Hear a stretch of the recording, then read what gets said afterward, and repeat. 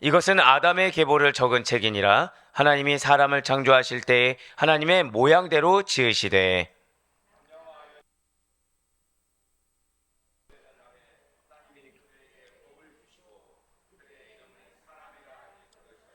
함께요.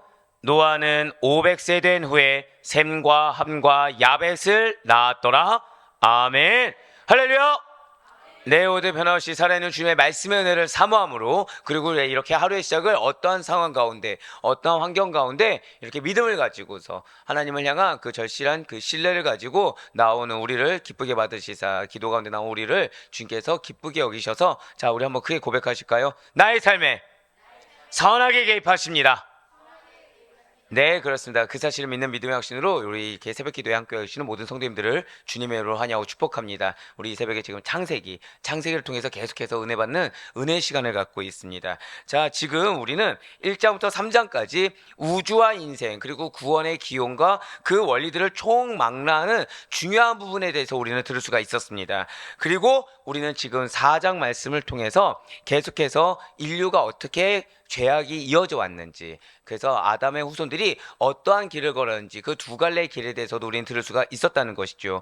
그 가운데 이제 5장 말씀을 통해서 아담에서 노아까지의 계보를 나타내는데요, 정확히는 하나님께서 선택하신 아담부터 노아까지의 계보를 나타내는 내용이 바로 오늘 본문 말씀이라는 거예요. 자, 먼저 오늘 본문 창세기 5장 1절 말씀 보도록 하시겠습니다. 이것은 아담의 계보를 적은 책이니라. 하나님이 사람을 창조하실 때 하나님의 모양대로 지으시되. 아멘. 자, 지금 붉은색으로 표현된 글씨를 보시면 이것은 아담의 계보를 적은 책이니라 라고 지금 나와 있습니다. 자, 이 책이 결국 무슨 책인 것입니까? 인간이 하나님에 의해서 처음 창조된 때부터 세상에 관영한 죄에 대한 하나님의 심판으로 노아의 대홍수가 임하기까지의 인류 역사를 적은 책이라는 것이죠. 즉, 계보를 적은 책이라는 것은요, 그냥 아담의 자손 전체를 기술한 것이 결코 아닙니다. 단지 하나님께서 선택하신, 정확히는 하나님께서 약속하신 여자의 후손을 나게 하시기 위해서 친히 선택하신 셋 계열의 후손들을 대략적으로 지금 기술한 책이 바로 이 책이라는 거예요. 다시 말해서 아담 한 가정의 역사 전체적인 전개를 지금 보여주는 책이 아니라 아담에서 노아에 이르기까지 하나님의 구원 역사의 전개 과정을 보여주는 그 계보의 책이 바로 이 책이라는 것이죠. 그렇습니다. 성경에서 말하는 역사는 특징이 있습니다. 우리가 하나님의 말씀에 순종해서 그분의 사역에 동참함으로 그분의 중요한 역사의 일부분이 돼야 되는 이유가 바로 이 부분이에요. 무슨 말씀일까요? 하나님의 구속사에서 중요한 의미를 지닌 부분들만 발췌하여 기록한다라는 점을 우리 잊지 말아야 된다는 것이죠. 그것이 무엇이라고요? 성경에서 말하는 역사는 그냥 다 기록된 것이 아니라 하나님의 구속사 가운데서, 그 구원사역 가운데서 중요한 의미를 지닌 부분들만 발췌하여 기록된다는 거예요. 결국 여러분들의, 우리의 삶이 하나님의 책에, 하나님의 생명책에 기록되는 거에 더해서 그분에게 가장 중요하다라고, 기쁨이 된다라고 인정받을 수 있는 것은 오직 단 하나, 하나님의 역사에, 하나님께서 말씀하신 그 사역 가운데 아멘으로 동참했을 때, 그래서 하나님의 그 뜻하심을 이루어가는 중요한 역할을 감당하게 되었을 때 우리는 거기에 우리의 인생의 의미가 담기게 된다는 것입니다. 이를 통해서 하나님께서 지금 아담 자손을 통해서 어떻게 역사하시고 자신의 구속사를 어떻게 이끌어 나아가실 것인가, 그거를 우리가 볼 수가 있다는 것이죠. 또한 우리가 또 한 가지 알 수 있는 것이 있다는 거예요. 자, 책이 무엇입니까? 책. 아무것도 안 써져 있는 거 책이라고 할 수 있을까요? 사실 아닙니다. 책에는 뭐가 있죠? 기록이 되어 있어요. 무엇으로 기록하나요? 예, 너무 당연한 질문인가요? 글씨로 기록이 되어 있죠? 예, 맞아요.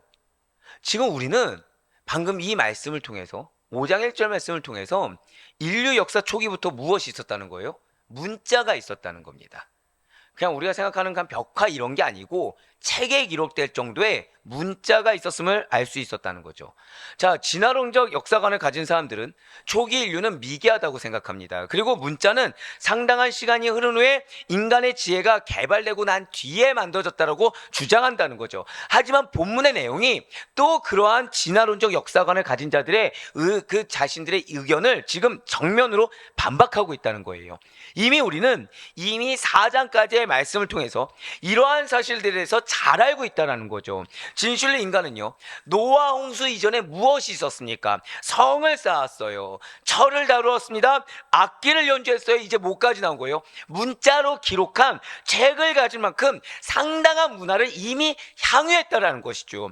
하지만 이제 곧 맞이하게 된 노아의 홍수로 인해서 인간의 문화가 파괴되게 된다는 것입니다. 그러니까 미개한 상태에서 점점 발전한 것이 아니라 하나님께서 만드신 그 순간부터 인간은 고등한 존재로서 이 지구를 다스릴 만한 존재로서 지음받았다는 거예요. 하지만 홍수로 인해서, 하나님의 징계로 인해서 문화가 퇴행되게 된 것입니다. 또 후에 문화의 퇴행 현상으로 말미암아 인류 역사 중에서 미개한 족속들이 그제서야 등장하기 시작한 것이지, 미개한 상태에서 고등한 존재로 이렇게 올라간 것이 결코 아니라는 거예요. 그렇습니다.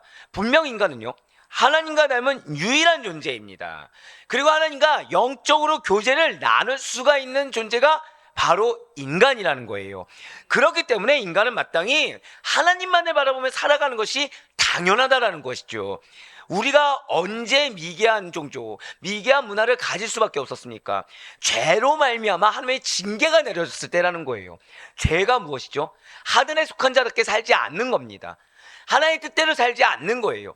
땅에 속한 자에 합당하게 살아간다고 한다면 우리는 아무리 문명을 발달시키고 우리가 아무리 무언가 더 많은 걸 향유한 것처럼 느낄 수가 있다고 하더라도 결국 쌓은 건 다 죄요, 남는 것은 징계와 심판밖에 남지 않는다는 거죠. 그러면 우리는 발전하려고 하는 성들이 다 사실은 퇴행되게 된다는 것입니다. 예, 맞아요. 인간은 마땅히 하나님만을 바라봐야 되는 거예요. 우리가 이 세상에서 다들 성공을 꿈꿉니다. 우리가 이 세상에서 정말 성공하는 삶, 정말 무언가 많은 것을 향유하길 원한다, 그런다고 한다면 다른 데 있지 않다는 걸 알아야 됩니다. 성공과 실패는 인간적으로 무엇을 많이 갖추었느냐, 여기에 있지 않아요. 하나님의 형상대로 창조된 그 인간답게 옛사람을 벗어버리고 새 사람을 입어 하나님의 뜻하심에 합당하게 살아가는가, 그렇지 않는가에 달려있다는 것이죠. 그러면서 이어서 오늘 보면 창세기 5장 2절 말씀도 한번 보시길 바랍니다. 남자와 여자를 창조하셨고 그들이 창조되던 날에 하나님이 그들에게 복을 주시고 그들의 이름을 사람이라 일컬으셨더라. 아멘. 자, 진실로 하나님께서 남자와 여자를 창조하시고 복을 주셨다고 지금 나와 있어요. 남자와 여자 이름을 손수 뭐라고 지으셨습니까? 사람이라고 지었다고 나와 있어요. 많은 분들이 이 부분에서 그냥 이미 알고 있는 구절을 한 번 더 기록했다라고 생각들 하시는데, 사실 이 부분이 그 정도로 얕게 기록된 말씀은 아닙니다. 태초에 하나님께서 만물을 창조하실 때 각종 짐승의 이름을 짓는 권한을 누구에게 부여하셨습니까? 아담에게 부여하셨어요. 하지만 인간의 이름만큼은 하나님께서 직접 지으셨다는 거예요. 동물과 식물, 동물에 대해서는 누가 지었다고요? 인간이 지었지만 우리 인간은 누가 지으셨어요? 하나님이 지으신 것입니다. 이렇게 이름을 부여하는 행위가 어떤 의미가 담겨있다고 기억하고 계시나요? 그 사물에 대한 주권과 소유권이 있음을 보여주니라는 것을 우리 이미 들어서 알고 있다는 거죠. 결국 너희만큼은 나의 소유야. 너희만큼은 주권을 내가 갖고 있어, 내가 책임지고 내가 끝까지 함께 할 거라는 그 말씀의 의지가 지금 어디 담겨 있어요? 이름을 부여하셨다는 거예요. 그렇기 때문에 인간은 하나님의 주권 아래에 있습니다. 그리고 인간만이 하나님의 보호를 받아야 하는 존재라는 거예요. 만약에 인간이 이것을 망각하고요, 스스로 자기 삶을 주관할 수 있다고 생각한다고 한다면, 그래서 그에 합당하게 살아간다고 한다면 그 인생은 출발부터 잘못된 것이고 실패하는 인생을 맛볼 수밖에 없다는 것입니다. 잠시 잠깐 이렇게 성을 쌓을 수도 있어요. 잠시 잠깐 많은 것을 이루며 어떤 것까지도 생길 수도 있습니다. 누릴 수도 있어요. 하지만 그것은 금세 무너지고 마는 사상누각에 불과한 것입니다. 그것은 금세 멸망할 수밖에 없는 헛된 쓰레기와 같은 것에 불과하다는 거예요. 이미 출발이 잘못됐는데 끝에 어떻게 선한 것이 나와 있겠습니까? 아담의 계보가 지금 그렇기 때문에 우리에게 있어서 선택받은 가인의 계보가 아니라 셋의 계보로 이어가는 것이 얼마나 중요한지를 그래서 이야기해주고 있다는 거예요. 결국 무엇부터 회복돼야 되는 것입니까? 절대 고백하실까요? 정체성부터 회복해야 된다는 거예요. 우리가 어떠한 존재로 창조되었는지, 우리의 인생이 무엇을 하면서 살아가야 되는지 그것을 놓쳐서는 안 된다는 거죠.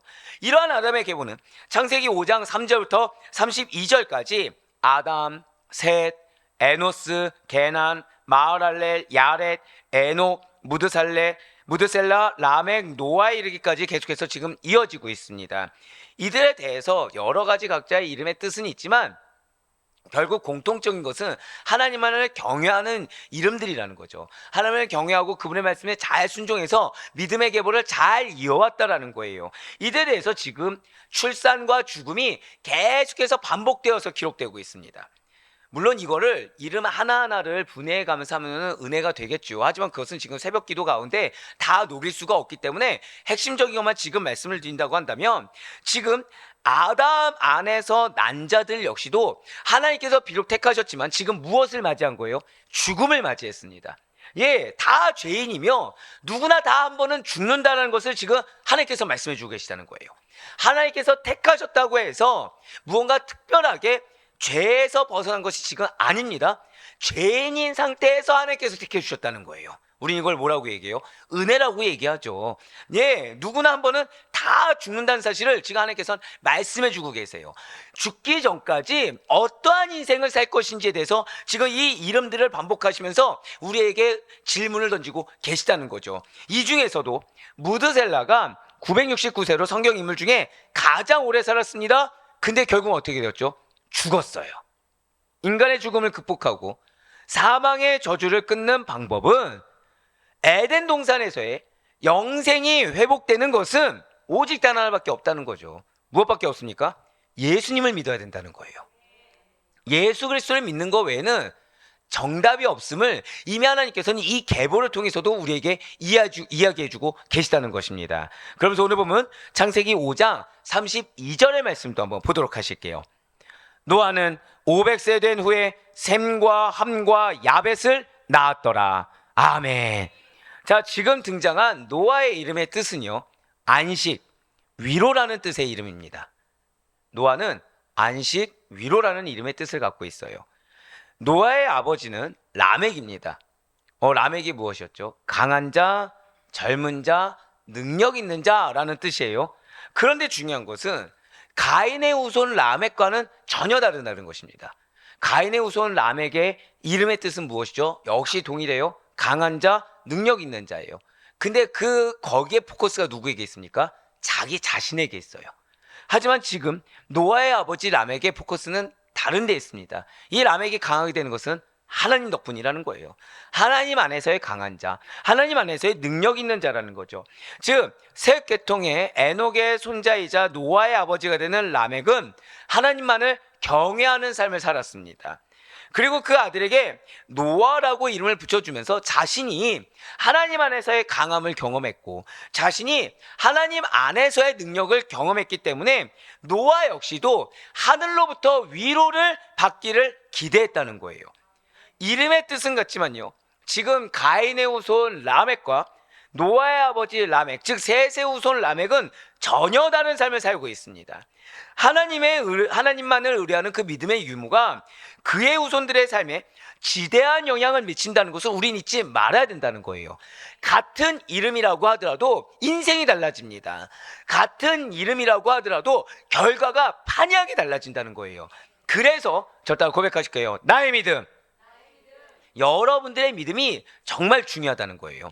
나는 그것을 인지하지 못하고 그냥 지식으로 알 수는 있겠지만 실상은 나의 믿음의 계보에 있어서 어떠한 한 획을 그을지, 어떠한 분기점이 될지는 아무도 알 수가 없다는 거죠. 그렇기 때문에 여러분들로 말미암아 어제 말씀드린 대로 죄의 사슬이 끊어지고 오히려 믿음의 계보가 이어지는 놀라운 은혜의 통로가 여러분들이 그대로 쓰임받을 수 있길 간절히 소망합니다. 가인의 후손 라멕이 아니라 셋계통의 노아의 아버지의 라멕의 길이 우리의 길이 되길 바래요. 예, 맞습니다. 우리의 후손들의 삶에 선한 영향력을 미칠 수 있는 여러분과 제가 되길 간절히 소망합니다. 예, 그래요. 가인의 후손 라멕은 성경 최초로 일부 다처제라는 악한 정통을 세운 자로서 하나님의 창조 질서를 깨뜨렸습니다. 폭력을 숭상하는 자로 불명예스러운 이름을 남길 수밖에 없었어요. 하지만 노아의 아버지 라멕은 의로운 아들 노아로 인해서 명예로운 자가 되었습니다. 자녀로 인해서 누가 명예로운 자가 되었어요? 아비가 명예로운 자가 되었습니다. 그리고 이러한 라멕의 아들 노아는요, 셈, 함, 야벳을 낳았어요. 이로써 아담과 셋 후손의 계보가 마감이 되고요, 홍수 인류의 제2조상이 되는 노아로부터 시작되는 새로운 계보가 이어지게 되었다는 거예요. 그 가운데 셈은 이름, 명성이라는 뜻을 가지고 있습니다. 셈이 무엇이라고요? 이름, 명성이란 뜻을 갖고 있다는 거죠. 셈이 어떤 자였습니까? 홍수 후에 술에 취해 벌거벗고 잠을 자는 아버지 노아의 수치를 가려주었습니다. 그래서 아버지로부터 셈의 하나님 여호와를 찬송하리로다 라는 축복을 받았다는 거죠. 그리고 황인종의 조상이 된 그는 이러한 축복의 성취로 인해서 구세주의 조상이 되는 놀라운 은혜를 받았다는 거예요. 즉 그의 후손인 아브라함의 혈통에서 누가 나왔습니까? 예수 그리스도께서 태어나셨고 인류를 죄에서 구원하셨다는 것이죠. 예, 맞습니다. 셈은 자신의 감정, 자신의 뜻하신 대로 살아가지 않았어요. 하나님께서 보내주신 아버지, 그 아버지에 대한 믿음의 행위를 하였습니다. 존경 행위를 하였고 무엇이 어떤 것이 옳고 그른지 분별한 행위를 한 결과로 그에 대해서 후손들이 믿음의 계보를 잇게 되었다는 거예요. 아브라함의 혈통으로 예수 그리스도까지 이어지게 되었다는 거죠. 그리고 또 다른 두 형제 중에 하나인 함은 뜨거운, 검은이라는 의미를 갖고 있습니다. 함의 이름은 뜨거운, 검은이란 뜻이라는 거죠. 그러니까 마음에 불타오르는 격정과 욕망을 나타내기도 한 것이 함이란 이름의 뜻이라는 거예요. 함이란 이름은 흑인종의 조상이었던 그의 외형적인 모습을 반영한 것뿐만 아니라 아비 노아의 수치를 형제들에게 공개했던 그의 성급한 성격을 볼 수가 있다는 것이죠. 결국 무엇입니까? 그래서 그에게는 평생의 저주 섞인 말을 들을 수밖에 없지 않았습니까? 성급한 거는 옳지 않습니다. 하나님 앞에서 인내하고 절제할 수 있어야 돼요. 뜨겁게 격정이 이루는 감정대로 행동하면은 우리는 함의 길을 걸어갈 수밖에 없다는 것이죠. 하지만 그것이 아닙니다. 우리의 조상은 셈입니다. 우리는 절제할 수 있어야 되고 분별할 수 있어야 돼요. 그 가운데 하나님께서 주신 여러분들을 말미암아 믿음의 계보가 이어지는 그 축복이 온전히 우리의 것이 되어야 되는 것입니다. 다른 마지막 형제 야벳은 넓게 확산하는 이라는 뜻을 가지고 있어요. 야벳의 뜻은 넓게 확산하는 이름입니다.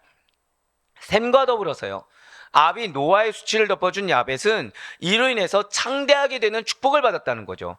백인종의 조상으로 추정되는 야벳은 그 이름의 뜻이나 노아의 축복대로 역사상 실제 가장 광대한 영토를 차지하고 부강한 삶을 살게 되었다는 것입니다. 그 가운데 오늘 보면 창세기 5장 32절 말씀을 다시 한 번 더 보도록 하실게요.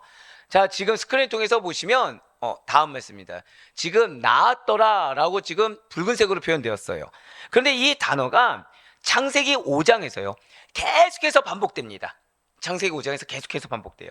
언뜻 보면 굉장히 지루하게 반복된 구절 같지만 실상은 그렇지가 않다는 거죠. 하나님께서 사람을 만드셨을 때 무엇이라 명령하셨습니까? 생육하고 번성하라라는 축복의 말씀을 덧붙여 주셨습니다. 비록 아담 부부가 범죄해서 에덴 동산에서 추방당했지만 인생을 향하신 하나님의 계획은 끝나지가 않았다는 거죠. 진실로 하나님께서는 자손 번성의 축복을 계속해서 지금 허락해주고 계시다는 거예요. 여기서 우리는 우리의 인생을 향하신 하나님의 크신 긍휼과 계획을 볼 수가 있는 것입니다. 어디에서요? 낳았더라, 이 말씀에서요. 이 자손번성의 축복이라는 것은 단지 혈통 존속이라는 측면에 그치는 것이 결코 아니라는 거예요. 지금 하나님께서는 어떠한 방편을 동원해서라도 자기 백성을 한번 절대 고백하실까요? 회복시키십니다. 맞아요. 그 의지가 담겨 있어요. 이 낳았더라, 이 말씀에 자기 백성을 어떤 방편을 통해서라도 다시 회복시키고자 하는 하나님의 의지가 담겨 있다는 것입니다. 그리고 그 의지는 여자의 후손에 관한 약속에서, 그리고 아담 부부에게 가죽 옷을 지어 입히신 사실에서 이미 암시되었어요. 그러니까 하나님의 이러한 크신 계획을 제외하고라도 자녀가 우리의 인생에 있어서 하나님께서 내가 너의 인생을 회복시킬 거야, 내가 너에게 한 약속을 반드시 지킬 거야 라는 약속의 말씀의 증거가 누가 된다고요? 자녀가 된다라는 것입니다. 예, 자녀는 그런 약속이 아니라고 하더라도 인생사에 있어서 큰 축복이 될 수가 있다는 거죠. 자녀는 부부간의 사랑을 연결시켜주는 고리 역할도 합니다. 오늘날 우리나라의 경우도 이혼율이 급증하는 추세이고 자녀의 출산을 이제 많이 필연적으로 하지 않는 추세가 되었지만, 그래도 자녀 때문에 부부가 이해하며 살아가는 예도 있다라는 거예요. 또한 자녀가 고된 현실을 넉넉하게 견디게 하는 활력소 역할을 감당하게 하기도 한다라는 거죠. 그래서 오죽했으면 여성은 약해도 어머니는 강하다라고 이야기하지 않겠습니까? 뿐만 아니라 장성한 자녀는 부모에게 큰 의지가 되기도 하시다는 거예요. 하지만 그보다 더 중요한 것은 무엇이라고요? 저도 한번 고백하실게요. 자녀가 약속의 증거입니다. 네, 그렇습니다. 자녀를 약속의 증거로 우리에게 주셨다는 구속사적인 관점도 있다는 것입니다. 예, 맞습니다. 진실 하나님께서는 비록 우리가 암울한 시대를 살아가는 것은 맞아요. 하지만 설령 그렇다고 하더라도 어떠한 어려움과 어떠한 괴로움과 슬픔이 있다고 하더라도 변치 않는 사실은 당신의 구속사를 이어가고 계시다는 거예요. 그 가운데 약속의 말씀을 성취해가고 계십니다. 그래서 친히 빛의 자녀를 세우시고요, 그러한 자들을 통해서, 즉 나뿐만 아니라 나의 자녀를 통해서도 기업을 이루게 하시고 나의 자녀를 통해서도 약속을 성취하시며 하나님의 구속사를 이뤄나가신다는 거죠. 그렇기 때문에 우리가 주님을 영접하여 빛의 자녀로 살아갈 수 있는 것도 그런 하나님의 크신 은혜와 사랑을 잊지 말아야 되고요, 나 자신에게 매어서 살아서는 안 되는 이유가 나 자신에서 끝나지가 않는다는 것입니다. 하나님은 지금 계속해서 우리에게 말씀하고 계시다는 거죠. 약속을 주었는데 그 약속대로 우리가 세세계보를 잇는, 노아의 계보를 잇는 자로 살아갈 것인지 아니면 가인의 후예답게 살아갈 것인지 계속해서 질문하고 계시다는 거예요. 성도 여러분들, 반드시 경각심을 잊지 마시길 바랍니다. 사단은 우리의 자기 자신에게 중심 삼게 나의 죄성이 아니라 나의 연약함, 나의 억울함, 즉 나의 감정을 보게 합니다. 그 가운데 이 감정이 맞다라는 증거가 되기 위해서 주변 상황들을 거기에 포커스를 맞춰서 해석하게 한다는 거예요. 하지만 지금 이 아담의 계보, 즉 하나님께서 선택하신 자들만이 기록될 수 있는 구속사 가운데 중요한 역할을 감당하고 있는 이 자손들을 보시길 바라요. 이들은 다른 것을 보지 않았습니다. 하나님을 바라봤어요. 그 가운데 약속의 말씀을 바라봤습니다. 그 가운데 나에게 매인 것이 아니라 이 믿음의 계보가 이어가는 자손들의 중요성을 알았다는 거예요. 믿음만을 신앙의 유산으로 물려줄 수 있는 우리가 되길 간절히 소망합니다. 내가 있는 그 빈자리가 믿음만이 남아있어야 된다는 거예요. 사랑하는 성도 여러분들, 오늘 성경에 기록된 이 아담에서의 노아의 계보를 보시면서 무슨 생각이 드십니까? 당연히 여기에 기록이 되어 있어야 되겠죠, 우리가. 하지만 이 세상에 무수히 많은 사람들이요, 태어나고 사라집니다. 하지만 하나님께서는 당신께서 선택하신 빛의 자녀들만큼은 죽지 않고 영원히 살아 생명책에 기록하시겠다고 약속해 주셨어요. 예, 그렇기 때문에 은혜 아니면 이룰 수 없는 일들이 우리 인생에 가득합니다. 그리고 그런 날들은 앞으로도 계획되어 있어요. 사단은 오늘 하루하루의 가운데 과연 내 마음이 어떠한지에 집중하게 합니다. 하지만 오늘 하루가 우리가 집중되어서 성실하게 살 수 있는 것은 단 하나밖에 없습니다. 하나님을 바라봤을 때, 그 하나님이 나에게 명하신 사명을 바라봤을 때 감당할 수 있는 것이지, 그렇지 않으면 나는 내 형편, 내 상황, 그리고 내 마음, 내 감정이 중요해져서 그 순간의 최선과 그 순간의 충성을 다할 수 있는 것을 놓치게 된다는 거예요. 왜요? 나는 지금 힘들거든요. 난 지금 피곤하거든요. 난 지금 바쁜 일들이 있거든요. 하지만 아닙니다. 은혜로 살아가는 자들은 그 무엇보다 중요한 것은 단 하나, 하나님께서 인정하시느냐. 하나님께서 인정해서 나를 계속해서 당신의 도구로 사용하시사 이 구속사 가운데 중요한 역할을 감당한 자들만이 기록되어 있는 이 책에 내가 기록될 것인가. 이거 외에 우리에게 중요한 것이 없다는 거예요. 우리는 그리스도인입니다. 그리스도인은 하루하루를 그냥 세상에 속한 자들과 같이 어떤 날은 최선을 다하지만 어떤 날은 좀 나름 쉼을 가지고 게으르게 살아가도 될 수 있는 존재들이 아니라는 거예요. 하루하루가 하나님의 일을 이루는 날들입니다. 하루하루가 하나님의 역사를 기록하는 날들입니다. 하루하루가 나에게는 상급이 될 수도 있고 하루하루가 나에게는 심판의 날이 될 수도 있는 그런 영적으로 분별할 수 있는 날인 것입니다. 우리의 날은 어떤 날입니까? 우리의 날들이 단 하루 1시간 1분 1초도 예외 없이 모두 다 인정이 되고 상급이 될 수 있는 축복의 날이 될 수 있길 간절히 소망합니다. 우리는 그 날들, 정확히는 하나님께서 그러한 날들을 우리가 반복하며 쌓아왔을 때 그러한 날들이 겹겹이 쌓여서 이루시게 될 그 기업들, 그 상급의 때 바로 그날들을 기대하고 그날들을 준비하며 하루하루를 하나님 앞에 충성된 자로 살아갈 수 있는 여러분과 제가 되길 간절히 소망합니다. 그렇습니다. 우리의 정체성은 생명책에 기록된 자들이에요. 이 땅 가운데 생명책에서 지워진 자들이 아니라 이미 생명책에 기록된 자들이기 때문에 거기에 합당하게 살아가는 거예요. 생명책에 기록되지 못하는 이 땅 가운데 속한 자들의 합당하게 살아가는 자들이 아니라 생명책에 기록된 자의 합당하게 살아가는 자들이 여러분과 저라는 사실을 잊지 마시길 바랍니다. 그럼 우리가 기억해야 될 것은 주님의 은혜가 아니면 살아갈 수가 없다는 거예요. 우리가 기억해야 될 것은 그 은혜를 받을 자에 합당하게 살아가지 않으면 은혜를 받을 수도 없고 이미 은혜를 받은 자로서 맞아, 저 따라 고백하실게요. 나는 빚진 자입니다. 맞습니다. 빚진 자에 합당하게 살아가야 된다는 거예요.